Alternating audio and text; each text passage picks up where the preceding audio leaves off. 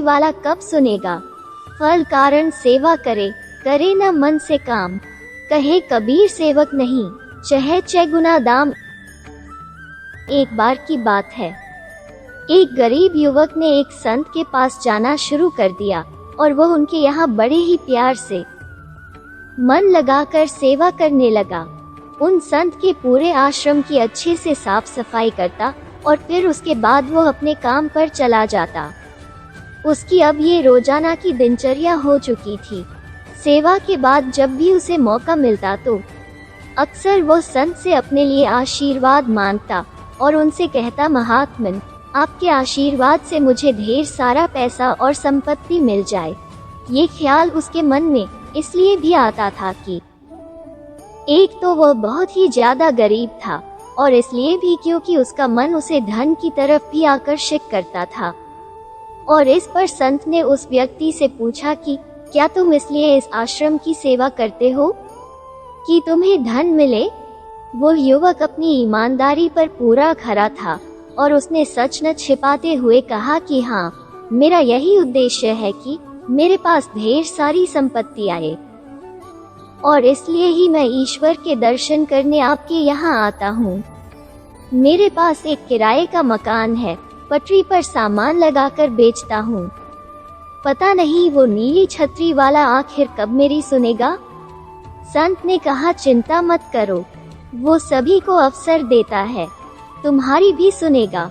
युवक ने निराशा भरे स्वर में कहा कि न जाने, पता नहीं कब वह मेरी सुनेगा। और इस संत ने हंसकर कहा, जब तुम्हारे सामने अवसर आएगा तो नीली छतरी वाला आवाज नहीं देगा, वो चुपचाप तुम्हारे लिए कोई न कोई रास्ता खोलता जाएगा। कुछ दिनों के बाद समय ने ऐसा पलटा खाया कि वो अधिक धन कमाने लगा और वो धन कमाने में वो इतना व्यस्त हो गया कि उसने अब आश्रम जाना भी छोड़ दिया।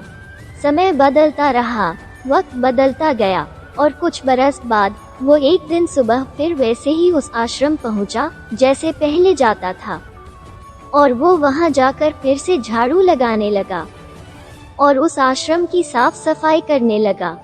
संत ने उसे देखकर आश्चर्य जताया और कहा, क्या बात है, इतने बरसों बाद तुम फिर यहाँ आए हो? सुना है कि बहुत बड़े सेठ बन गए हो। संत को क्या नहीं पता होता है, वो इंसान की रूह से पूरी तरह से वाकिफ होते हैं। उसने बड़े दुख से कहा, हाँ, मैं फिर से यहाँ आ गया।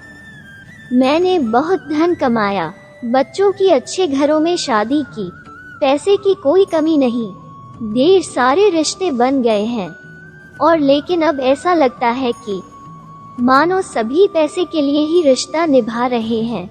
बहुत संपत्ति है पर दिल में चैन नहीं है, सुकून नाम की कोई जगह नहीं है मन में। ऐसा लगता था कि यहाँ रोज आपके आश्रम में ही आता रहूं, लेकिन दिनचर्या ऐसी हो गई है कि यहाँ आ भी नहीं सका और आज ये तय किया कि कुछ भी हो मैंने जाना ही है और फिर यही आकर मुझे चैन मिल सकता है। वो धन दौलत तो बस दिखावा है।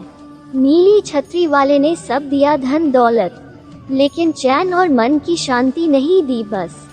संत के कहा, लेकिन तुमने उससे मन की शांति मांगी ही कब थी? तुम तो इस आश्रम में सेवा भी धन मांगने के लिए कर रहे थे, या यूं कहो कि धन की सेवा कर रहे थे, क्योंकि मन में तो तुम्हारे धन का भाव ही था ना।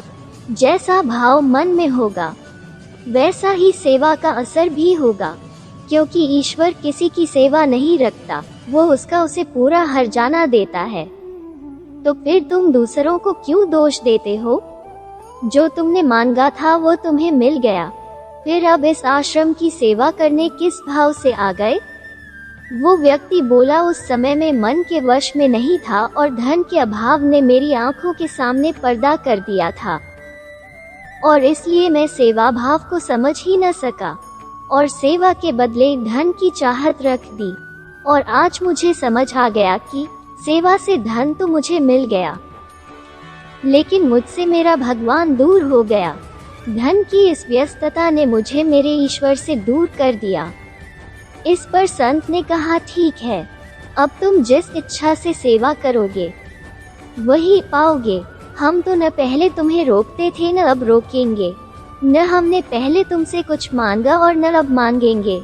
वो व्यक्ति उदास होते हुए संत के चरणों में लेट गया और कहा, अब कुछ मांगने के लिए यहाँ सेवा नहीं करूँगा, बस दिल को शांति मिल जाए।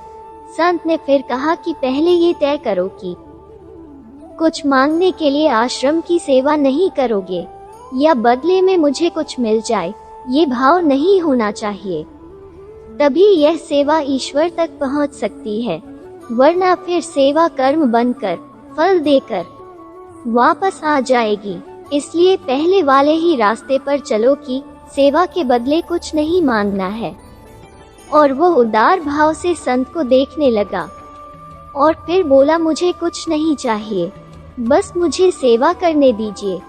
सच में यही सेवा भाव होता है दोस्तों, कि पूर्ण संत की सेवा के बदले दिल में तिल के बराबर भी कोई आस न हो मुझे इस सेवा का कोई फल मिले, अन्यथा वो सेवा नहीं रहती, बल्कि वो एक कर्म बन जाती है। और फिर जिस भाव से आप सेवा कर रहे हैं वो ईश्वर तक जाने की बजाय आपके पास वो फल बनकर आपके जीवन में आ जाती है। सेवा निस्वार्थ भाव से ही करनी चाहिए, फल कारण नहीं। फिर मिलेंगे दोस्तों एक नई कहानी के साथ। तब तक के लिए हंसते रहें, मुस्कुराते रहें, अपना ख्याल रखें और इसी तरह हमारे साथ जुड़े रहें। धन्यवाद। अगर आपको ये कहानी अच्छी लगी और इससे कुछ सीख मिली तो चैनल को सब्सक्राइब ज़रूर करें। आपका एक सब्सक्राइब हमें इसी तरह से नई नई कहानियाँ आपके लिए लाने के लिए प्रेरित करता है।